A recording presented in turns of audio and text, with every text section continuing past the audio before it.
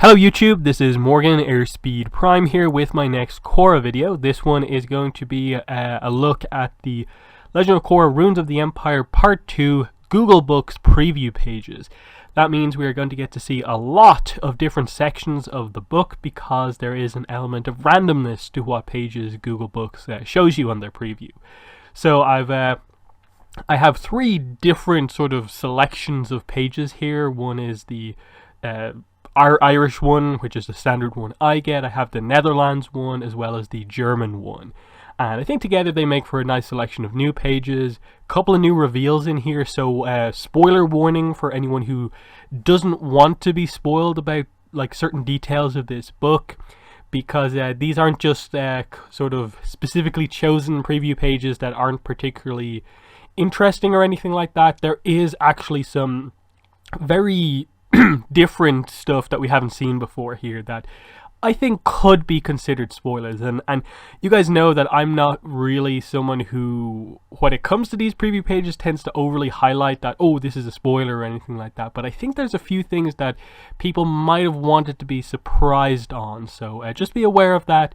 But those of you who don't mind the spoilers, join me as we go through these new pages. So here is the Irish preview, the standard one that I get, and as you can see here, it just covers it's usually the standard one I get is like the first 20 or so pages of the book, and that's exactly what it is here. The first page is somewhat new. I think there was an interview fairly recently with Mike and Michelle Wong, and the only new page that they had was the first page. As you can see there, has that Korra Sami hug and kiss here, just before Korra leaves with Wu to go after Toph. And then this pretty much covers the stuff that we saw in the official preview that came out a couple of months back, all the way up to here. So after this was the last bit that we got to see before we skipped onto the Korra and Wu stuff with Toph. But we do actually get the next page here. So we have Kuvira asking Asami to set her free, but of course Asami and the rest of the group don't really trust Kuvira in the same way that kind of Korra perhaps does. If Korra was there, you might have seen her be willing to let Kuvira out to help fight with them. But Asami, who is specifically meant to kind of disagree with kind of Korra on this, they're both sort of on opposite sides of the kind of Kuvira approval rating style thing. Asami, of course, is not going to let Kuvira out. But Kuvira is trying to help Asami fight, warning her that there's a guy behind her about to hit her with a metal wire, and she gets hit. Similarly, the brothers are fighting back to back, and they also get hit by the overwhelming amount of people they're fighting. Bolin, of course, at a disadvantage here because he can only use the chair, because there's no earth here on the airship and he can't metal bend. So even though he's a lava bender, he doesn't have his element there. So you can see the disadvantage that they were at. Kind of wish they had Mako do a little bit more there as the one guy who was able to fight, but I get the idea they were completely overwhelmed. So yeah, they still believe it was Kuvira until Commander Guan walks into the room, and obviously he's the one at fault here. But yeah, this is an interesting one in that I wasn't entirely sure if we were actually going to get to see a bit of Korra and Wu and their journey to find Toph, but we actually do get that. I thought they would just take the approach of, here we are leaving, here we are arriving, Korra just used the Spirit Vine thing to find Toph. I thought that would be the simple way that they do it, but they actually have a bit of a journey through the swamp, which is very cool. Here's Korra actually using the technique to find Toph, and Wu goes off to the bathroom in the swamp, of course, and when he comes back, Korra is not there. So here is Wu getting a vision from the swamp. This is a very interesting bit. I really didn't see this coming, but I like them giving Wu a kind of an arc here, because he is actually important, because he is the king who is stepping down to allow the Earth Kingdom to have these kind of democratic elections. That's a kind of big move in the Avatar world. So, you know, they're letting Wu make some big decisions. So I think it would make sense that you give him a sort of character development type moment like this. The Avatar can't help you now. You've lost your way. You're nothing but a weak king and a disgrace to the throne, as a vision of Earth Queen Hu Ting arrives before Wu. So his dead aunt is here, who was obviously killed by Zahir. I entrusted you with my kingdom and you've made a mess of it. Wu says, no, I'm trying to change things and make the Earth Kingdom better. She says, people don't want change. They don't care about progress. What they truly desire is stability. But what about freedom? People should have a say in who leads them.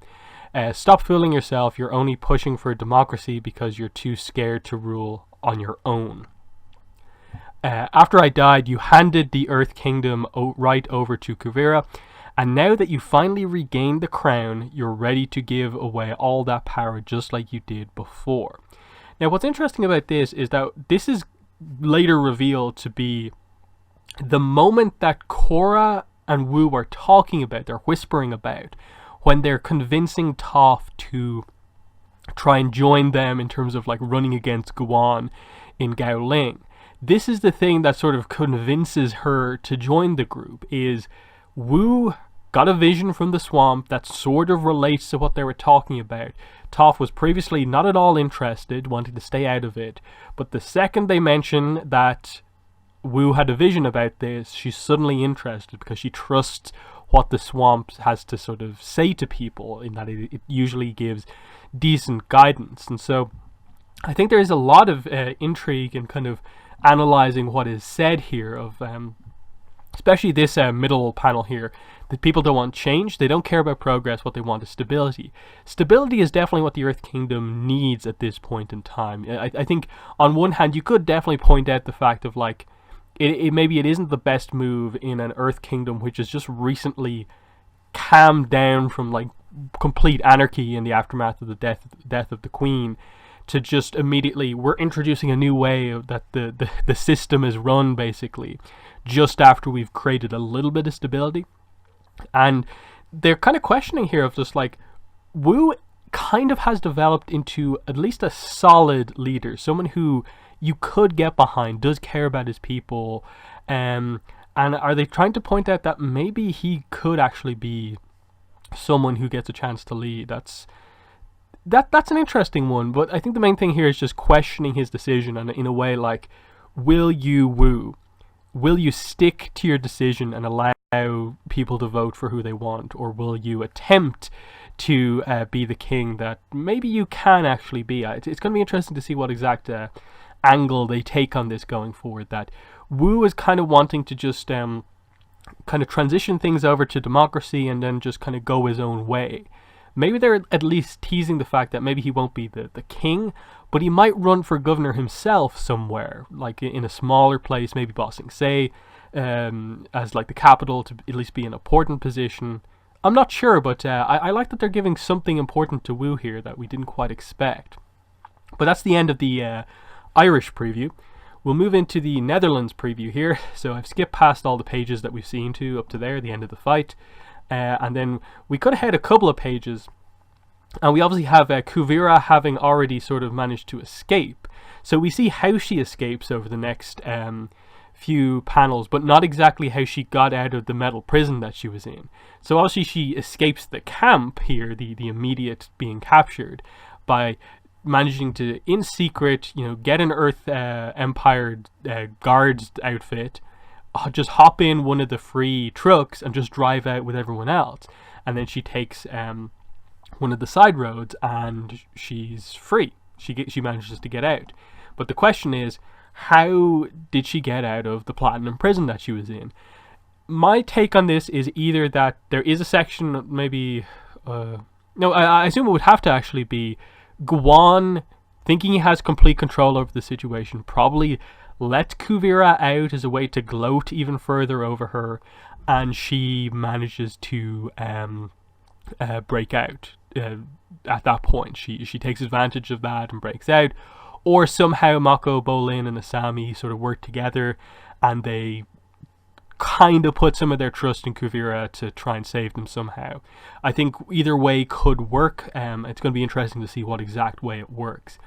Either way, it seems like Kuvira has sort of changed a little bit. The nature of how she escapes almost to me makes it feel like it was the rest of Team Avatar who allowed her to escape, and now like their trust is in her as well, and she needs to return that, and that's why she's so like defensive of like, I didn't do anything here, I am actually trying to help.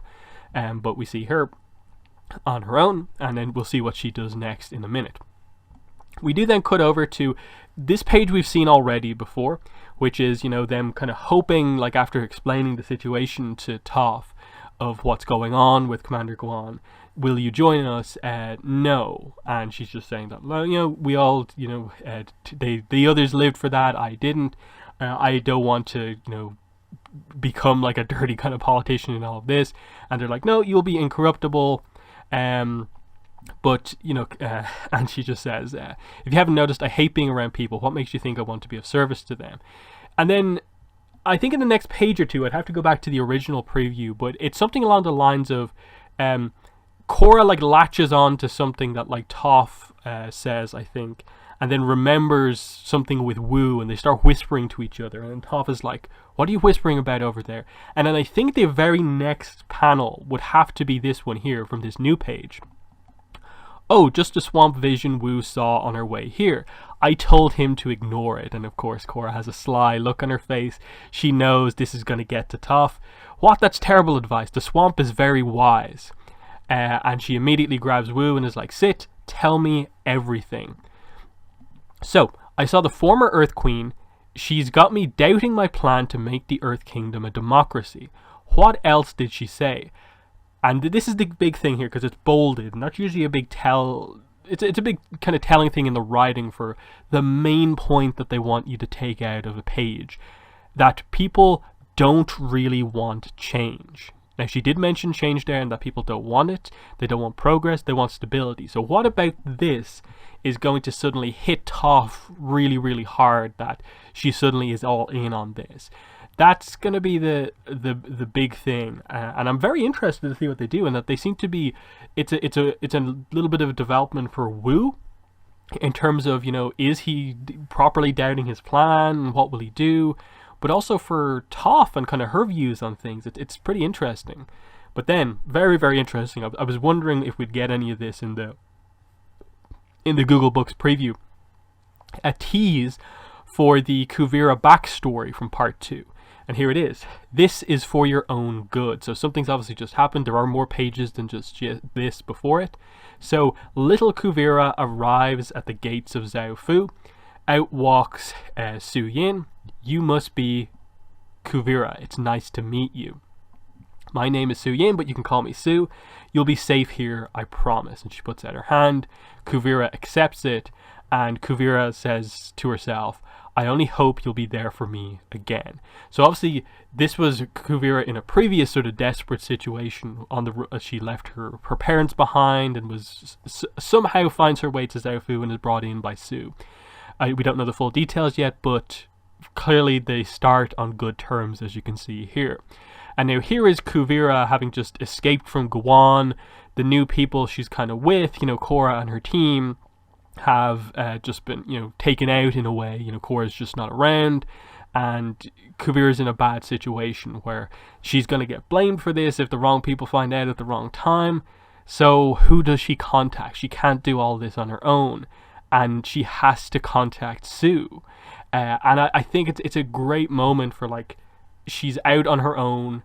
She doesn't really have any friends. She has to go back to the first person who put out the hand to her, and that was Su. So, Beifong Estate in Zhao Fu. Kuvira over the radio to Su. What's going on? Asami said she was bringing you to Zhao Fu. Where are you? Still in Gaoling, we never left. What did you do to Asami and the others? Nothing. Commander Guan and his rebels attacked the airship before we got off the ground and took a bunch of us captive. Asami, Bolin, and Mako have been brainwashed. I managed to escape, but... Brainwashed? You expect me to believe that?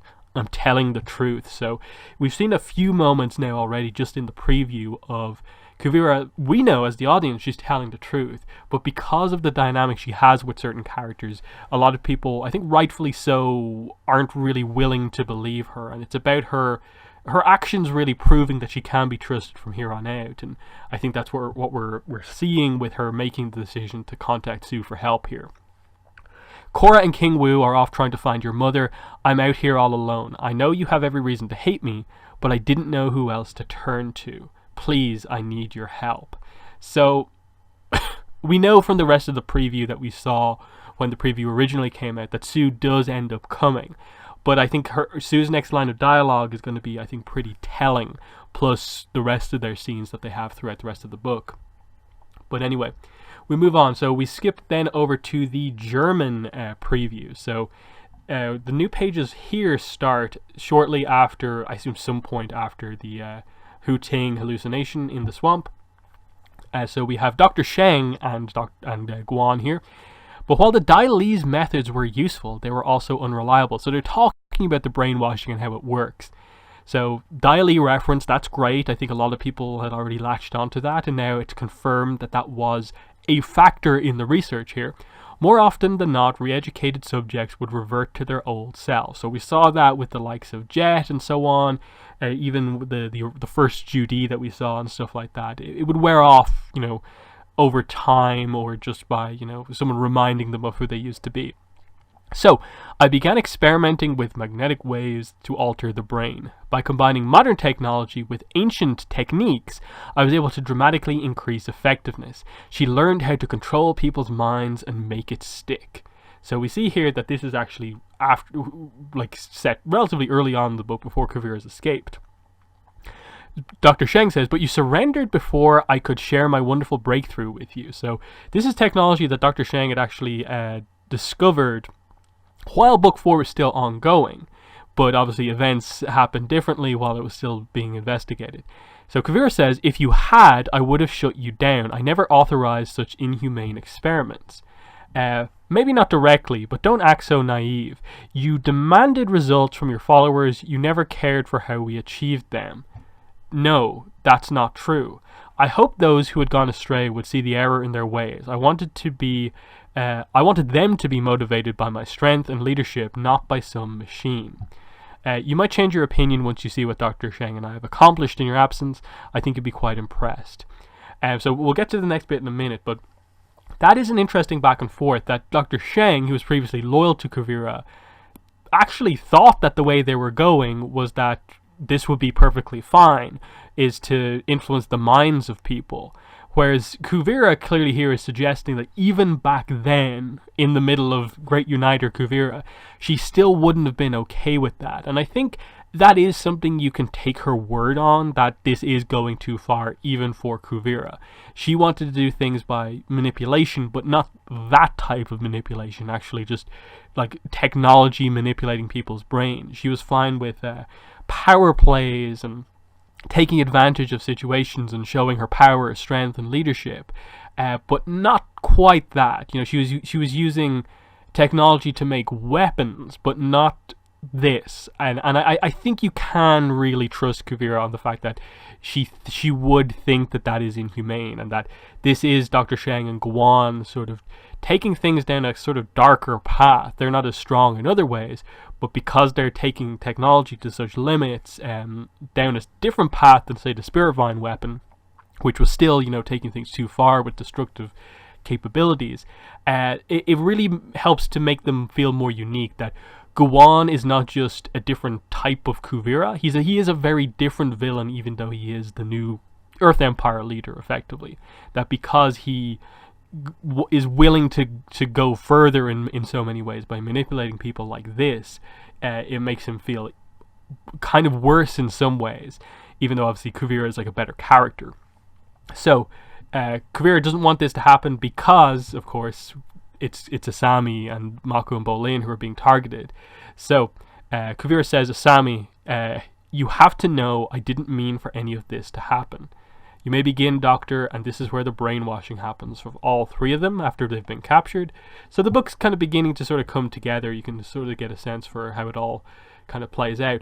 Now, I think we skip over a lot of pages here because you can see Toph is now with them. Korra and Wu, I suppose, are back with the group. And Su Yin is here. So this is after like everything else. And this is much more in line with the later preview pages we got originally. So this is Guan saying, to his newly brainwashed recruits, Mako, Bolin, and Asami, the Avatar is your enemy, bring her to me. Yes, Commander Guan. And we see them ready their fighting abilities here. So Mako with the fire dagger, Asami with the shock glove, and Bolin with the lava bending there, with the lava shuriken. So That's really, really threatening as they jump into action. Korra, Opal there, of course Wei Wing in the background and so on. So Opal and Korra team up here, using airbending to kind of force them back.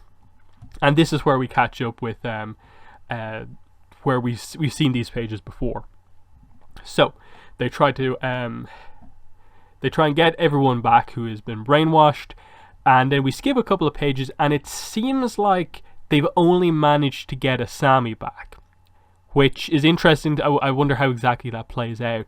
Maybe Korra goes Avatar state or something else like that. You understand why she would go so heavily after Asami. But anyway, Korra talking to the brainwashed Asami. I'm sorry I have to do this, Asami, and I'm sorry about what Guan did to you.